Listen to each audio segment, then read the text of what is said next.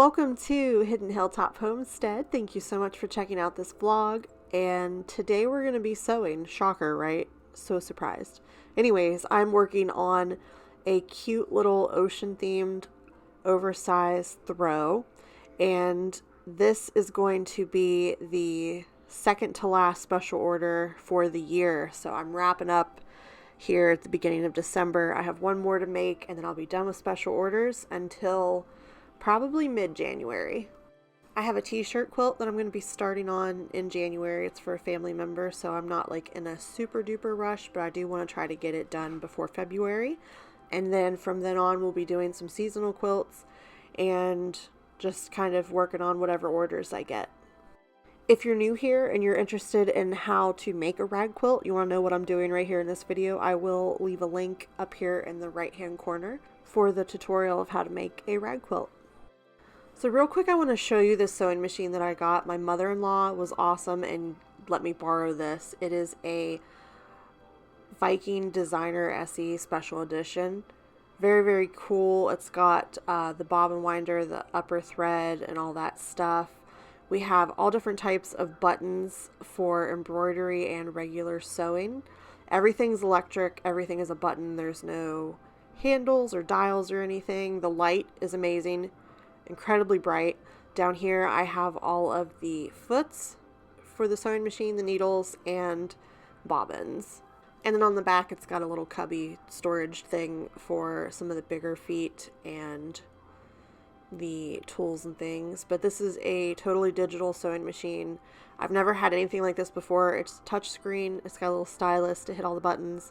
There's regular sewing, embroidery, all the different stitches. There's lettering. You can program, you can save. There's a million things that you can do with this thing. I haven't really played with it a whole lot. I've just kind of been using it for my general like straight stitches that I'm doing with my quilts, but it's very, very cool. I'm excited to use this for embroidery and kind of expand on what I want to do sewing wise, and maybe even offer some more services for the quilts that I make. I have a lot of plans on different designs and sizes and just all kinds of things I want to do. I still want to stick to rag quilts.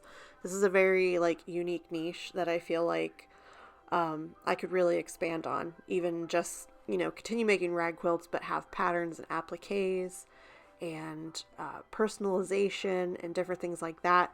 The t-shirt quilt I was talking about, it's going to be a rag t-shirt quilt. So I'm very excited to get to work on that and just kind of expand my skill set. And this sewing machine is definitely going to help me do some really cool things.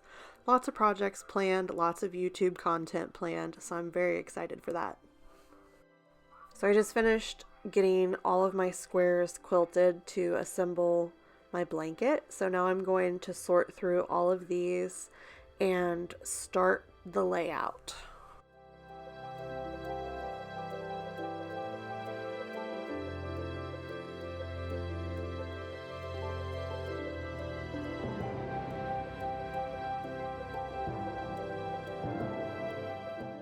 This one's kind of a little tricky. I don't have more than, I think, 13 different designs. I usually try to do at least like 15 or 16 different designs, because when you only do 12 and you don't want your same blocks to touch or be directly diagonal with each other, it makes it a little difficult when it comes to arranging the quilt. Normally my eye is drawn to like the same two patterns touching because like they look good together. So I'll find myself putting a row together and then going back through and pulling it apart or swapping stuff, because it just doesn't, like, I don't want the repetitiveness of like, say the bright fish here on the end and the jellyfish touching. Like, I don't want that same combo in every row. I think a good option if somebody's looking into making a palette for a rag quilt and you're shopping for your fabric, grab some fat quarters. You can get 9 6-inch squares out of one fat quarter. If you can get them on sale, like you can get them for like $1.25 or even $1 sometimes, maybe $1.50. And you can get them like Michael's, Joann's, Hobby Lobby has some. You can get them online, like Walmart has them. and just get like a big variety. I think if you needed 9, so if you were doing this quilt, it's a 12 by 12 block. So you would need probably roughly 16, I think, square fat quarters. Yeah, 16 fat quarters at 9 squares. A fat quarter would get you to 144. So yeah, that would be a good way to have a lot of variety. And I mean, if you got 16 different fat quarters, or you could even buy a variety pack with like some coordinating palette colors. You could get a couple packs of those. Like, just, if you can't see yourself putting something together with by the yard fabric, fat quarters are a good way to go because you can grab it. And in the store, it's already in a small square shape, so you can like lay things out and see how it looks together versus like the bolts of fabric, if that makes sense. So here is my final layout. I think it looks really good. Lots of pops of color, lots of blue. Obviously it's an ocean quilt, but a couple of the prints have a gold and I think one of them's got silver metallic. It's going to be really cool. But let's get our rows put together and make this blanket.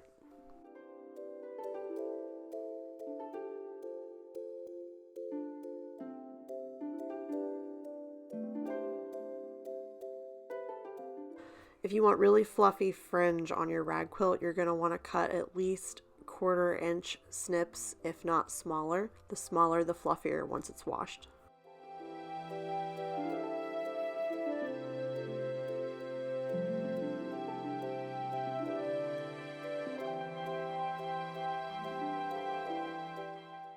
All right, we have made some progress. We got 4 rows and everything's looking really good. I love the design. I like the color combo. It looks great. So I'm just going to keep sewing and try to get 1 or 2 rows done, and then probably going to call it a night, and tomorrow we're going to work on some other stuff. Okay, so I got 2 rows done. That's 1 through 4. This is 5 and 6. So I will put those on sometime tomorrow, and then we'll start working on the second half. And I also have some other stuff I want to work on, so I will see you guys tomorrow. Good morning. We are currently working on cutting out backing squares for the other special order quilt I have. I'm using this really, really pretty light blue. It's almost the same color as my cutting mat. It's actually a little bit more pastel in real life. It kind of looks similar to the mat, but it's a lot prettier in person. And I'm using these 2-yard pre-cuts. They're comfy cozy flannel from Joann's, and they're not $17.98. They're usually about $6 or $7, I think. I got these for $5 with a coupon.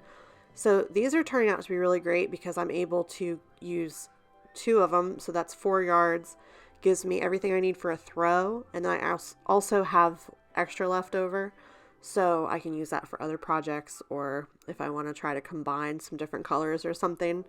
And it's a really good value. It's actually rolls out pretty evenly. I know it's a little bit wrinkly, which it's actually a lot of bit wrinkly, but if that bothers you, you can iron it before you do any type of cutting, just to make your life a little bit easier.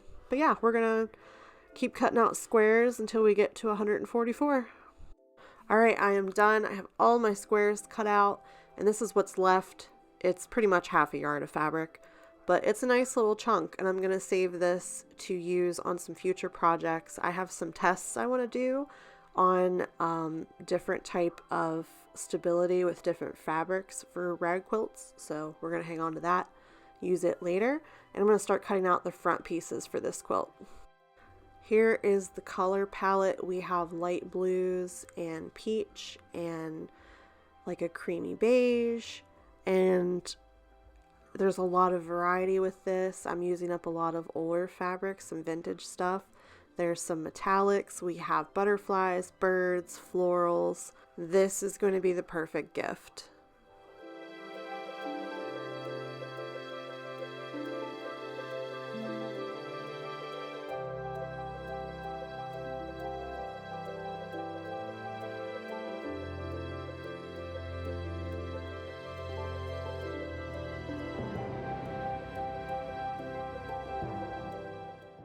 So I noticed the butterfly fabric was about a 1/4 inch short on the last block, and I figured I'd measure this one too. It's short. I got this cut at Michael's, And I don't normally have this problem, but it might have just been kind of like the fabric moved when she cut it. I don't know. The other piece, the peach piece here, is actually a 1/4 inch more, kind of. It's kind of wonky cut too, but at least it works. Alright, we're completely done with the back. We're completely done with all the front squares. The last thing I need is to cut out my batting squares. Now, if you've not seen any of my other videos, these are 6-inch squares on the front and the back, and then I cut out a 5-inch square of Warm and Natural batting for the middle, and I do cotton. I try to keep this as cotton as possible. And then I'll sandwich them together and sew X's through all 3 layers, and then that quilts the square, and then you just sew the squares together like you saw previously in my ocean quilt. So this is my very last special order for the year. I only have one more special order on my books, but it is not going to be made until January. I'm going to give myself a break after this one. My goal is to get this done by the 2nd week of December. We're in the 1st week already, so hopefully by the 2nd week I will have this put together and I can ship it. The person who bought this also bought one of my other pre-made quilts that I have. So after this, I will only have 2 quilts, I think, for sale still in stock. Everything else will be gone. So that's great. I get to clean out some shelf space, get some stuff out of my office. Very exciting. So I am going to wrap up with this for today. Tomorrow I need to go to Joann's to get a few things to finish some stuff, which I'll show you what I get. And then I think I'm going to just be working on getting the ocean quilt put together. I need to work on the fall quilt that I just finished. I think you saw that in the last video. It was not 100% ready to list for sale because I needed to work on the back, but we're going to work on that tomorrow too. So let's go shopping, and I'll meet you back here tomorrow after Joann's. Successful trip. Let's see what's in the bag. So one of my 2 main goals was to get something to shave off pilling on the back of a quilt I just made. And this is a sweater comb. It's supposed to just like comb over the fabric and it'll get the pilling off. So I mean, literally just simple as that. They have electric ones too, but I thought that would work, and it was only a couple dollars, so if it doesn't, I'm not out a bunch of money. I also got some Valentine's Day fabric.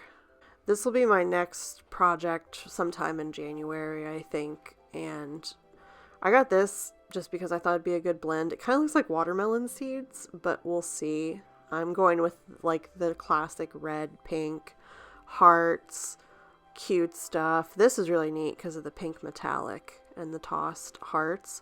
Also, all of this was only like $2 for half-yard pieces.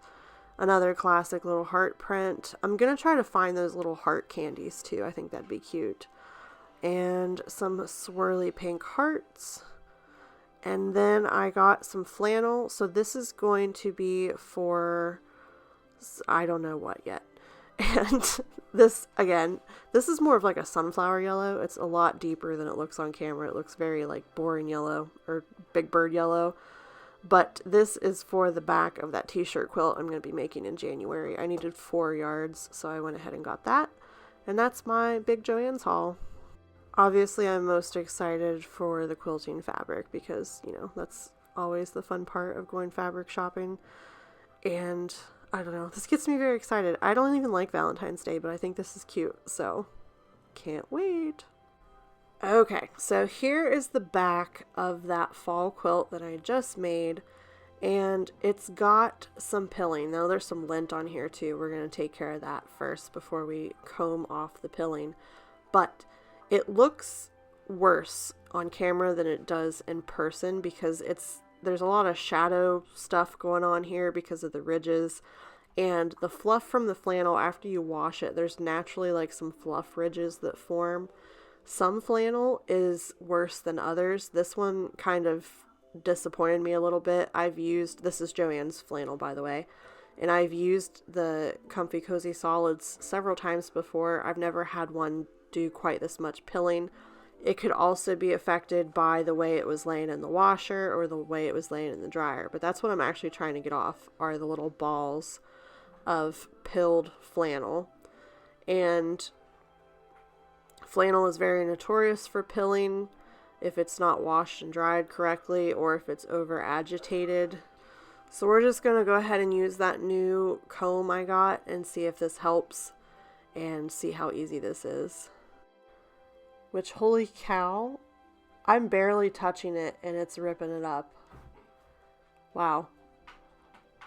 Like, it's smooth now. Now you can still see like the fluff ridges is what I'm talking about. Like, we're just going to kind of brush those a little bit, but like, it works. Very effortlessly it works. You can see there's some pills stuck on there. The texture of this is kind of like a pumice stone, like a metal pumice stone is what it feels like. But that actually works really well. It's nice and soft like compared to the other parts. So I'm just going to go through here and maybe comb off some parts. It's not the whole blanket, it's just a few different places where there's a little bit of pilling, but I just want to make sure that I get it all off before I list this for sale. Just to ensure, you know, I got a good product. And hopefully I won't have this problem in the future. I feel like it was just for whatever reason this color. It's just hit or miss. And I have had some that felt like they washed better than others. So I don't know if it's the dye that has something to do with it or if it's just maybe like the different colors are made in different places and they use different material construction or whatever. But anyways, we're going to get it nice and cleaned up and soft and beautiful, and then I'm going to get this photographed and listed for sale. By the way, here's a close-up of the comb, just kind of like to show you how much it's actually picking up, and it's really easy to clean. You just pull the little fluff balls off. It's like perfectly shaped because those little grooves catch the little balls, but it also pulls off a lot of the extra little fluff. So here's the finished product. I don't know if I actually showed a lot of these pictures in my last vlog, but this quilt's really beautiful. And I did wrap it up a little bit after Thanksgiving. I mean, technically it was the beginning of December, but it's still very pretty. It is fall-esque. It's got other florals. It's got acorns, sunflowers, mushrooms, and other things. So it's not totally fall, but it does have pumpkins in it. And the back looks like a million times better now. Even in the close-up, you can still see some fluff, but there's no pilling, which is exactly what I wanted. Alright, so we are jumping back into the ocean quilt. I'm going to get this bad boy wrapped up so that I can get it delivered this weekend. The stars are aligning for a closer meetup for me, so that's perfect. And I'm on row 6, so we're going to keep sewing and get everything assembled. I'm halfway done. This is honestly the fastest part, is putting everything together once you have your layout done. And I'm just going to snip the rest of this fringe for row 5 and 6 and keep on chugging right along.